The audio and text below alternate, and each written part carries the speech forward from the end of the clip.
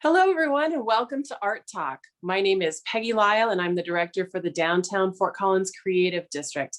And I'm honored to every month get to talk to some of my favorite art people in town as part of Downtown Fort Collins Art Talk.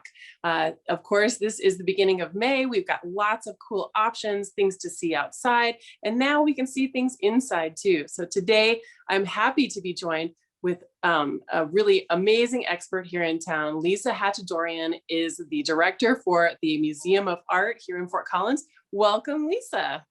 Thank you so much, Peggy. I'm so excited to get to talk to you today. I want to point out that I did hang my mask here in the back in case anyone's noticed that yet, because we're going to be talking about your amazing tradition of hanging masks every spring. I can't believe it. We're in the 17th year now. It's unbelievable that this project has gone on for 17 years. Oh my gosh. Well, before we get into the nitty gritty of the mask exhibit this year, I actually wanted to start with talking a little bit about the museum in general. I wanted to open it up if you wanted to share a little history of the museum, kind of your history, just a little something that people might not know. Sure. Well, we're located right in Old Town Fort Collins in that beautiful, beautiful, it's the old post office building, and it was built in 1911. And it's funny, if you travel around the country, you'll see a lot of post office buildings that were built in that time period. And ours is such a beautiful example. And we've been in that space since 1990.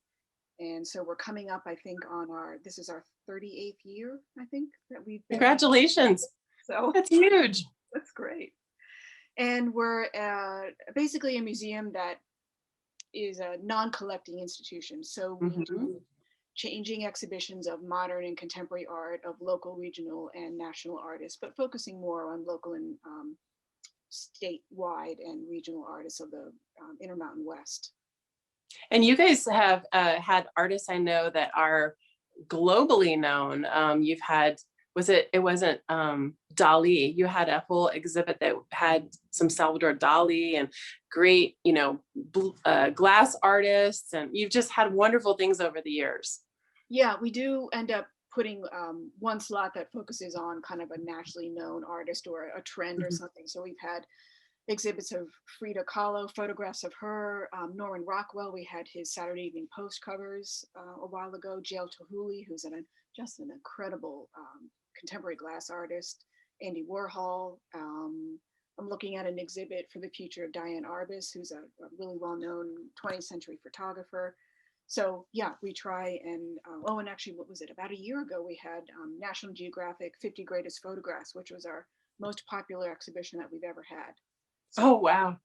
That's wonderful. And during a challenging year. So way to really pull it through. Well, you guys have had a great impact on downtown. I think you're one of the stellar kind of cultural institutions, and we're really excited to get to call you our own in downtown. So let's get into what the masks are. Some people don't know what the masks exhibit is. So could you just tell them a little history behind that and sort of generally what it is? Mm-hmm. Well, like any kind of fundraiser for nonprofits, it started out as kind of a lifesaver. Board members at the time, Gary Hickson and Paula Edwards, and a local artist and art teacher, Molly Babcock, were trying to figure out something that the museum could do to kind of really save it from some financial distress. And I think they got some inspiration from a project that was down in Denver, I think for Denver Hospice, where this particular project, they created these fired clay masks and put them out to the community and had the community retrofit them and make them into art objects and give them back. And then they sold them. And this is just a variation on different kinds of small works, fundraisers that other institutions do. But this one now, as I've said, has been around for 17 years. And this year we have over 219 masks that we have for sale. Wow. Yeah.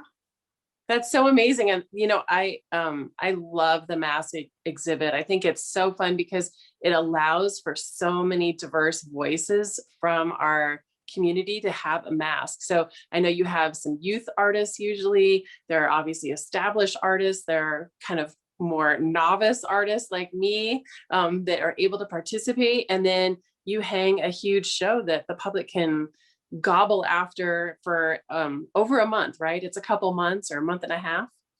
Usually it's been a month, but because of COVID for the last 2 years, I've extended it out for 2 months. And I should explain too, this is a true kind of community art project where basically, we don't turn anybody away. The only criteria we have is like, because we have more people signing up for the project than we have masks, we create 225 masks total because that's about all we can fit in the space. Mm-hmm. We do it by kind of chronology, who signs up first. And also museum members get priority too. So that's kind of how we rank the listing. Anything else, it doesn't matter if you've never picked up a paintbrush before, or we just want that diversity of expression and we want all your creativity. Yeah, well, I would venture to say that this is the most popular art exhibit that happens on a regular basis in Fort Collins. I mean, it's wonderful, and I'm really glad to hear that this year, even due to some of the restrictions, people are able to see it in person as well as kind of enjoy it on a virtual platform. So could you talk about how you guys structured it for this year? Mm-hmm. Yeah, a little different than last year, obviously. And this year we're kind of inching more closer to being open in a more regular way. So right now, just in terms of the COVID restrictions that we have a 50-person cap at any one time, which is actually pretty large. That's getting up to what we have for openings and things like that. And we don't have any time slot registrations that you have to do, so you can walk in anytime. And we just ask that everyone still wears a mask, and that's basically it. And we're open our normal hours, so Wednesday through Friday 10 to 5 and Saturday Sunday 12 to 5. And virtually we have created an online auction catalog, and you can go to the particular link to see that catalog, and you can see all the masks. And if you want to bid, that's when you have to put your credit card in to register. Okay. And you have to sort of pick your top end of what you want to bid for, because it'll automatically bid for you if other people have bid up your mask. Is that kind of how it works? Well, with this particular platform, it's better. It's easier to use that max bid function. So it goes up in increments of 10. Like if I bid 50 and someone else bids 60, it'll keep on doing that. But if I want this particular mask, and I actually got into a bidding war last year with the mask that I wanted, and I put in my max bid, and so then it'll hold that max bid and it'll bid up to that until you raise it. So it's a really good function to use, so you don't have to keep on doing the 10 Yeah. increments. Well, and I know every year, I mean, again, this is just my favorite exhibit to come see, and they'll be able to come see it through June, correct? June 20th is the last day, and we'll keep the museum open till 9 o'clock that night. So the auction and the exhibition will end promptly at 9 o'clock on Sunday, Right. June 20th. Well, it's a wonderful thing to be able to add to your collection. And I'm so glad that you guys are able to have this again. And everyone should know that this is not only a way to kind of start your collection or add to your collection, but you also are helping to fund the museum that does amazing things all year long. So talk about some of the other things that you guys have on the docket for the rest of kind of the summer. Sure. So after mask, we have an exhibition coming in called Art of the Aloha Shirt. So this is a look at the most famous creator of Aloha shirts in Hawaii, from like the late 30s through the early 50s. And Wow. to be around, I think, for about 6 weeks. And then we're featuring two beloved sculptors who are very well known in town and in the region, Lori Acott and Adam Schultz, and that's August and September. And then our exhibition that we're excited about to kind of close out this year, this will be, what is it? Basically late October through early January, is called Blow Up 2. And it's basically contemporary art using inflatables, and Oh, wow. so Oh, you guys do such wonderful stuff. I know last year you did a really amazing, I think it was last year. Last year was a blur, but called Shelter. I think that's what it was called, Shelter. And that was, it's an amazing exhibit. So this is wonderful. And I'm so excited that you guys are, doing things and people are able to come in and see the masks in person, and hope that it's a very successful fundraiser. People can also go, they don't have to just go on First Friday as it were. We actually encourage people to kind of have gallery walk and art walk be all month long. And they can get all the details about who's participating at downtownfortcollins.com. And Lisa, this is so good. I could visit with you for hours. But we want to make sure that we just save a little for the next time we can visit. Yes. Yeah, do you have anything else that you kind of want to share? Or maybe do you have a thought about what the power of art is? I'll just throw a hard question at you.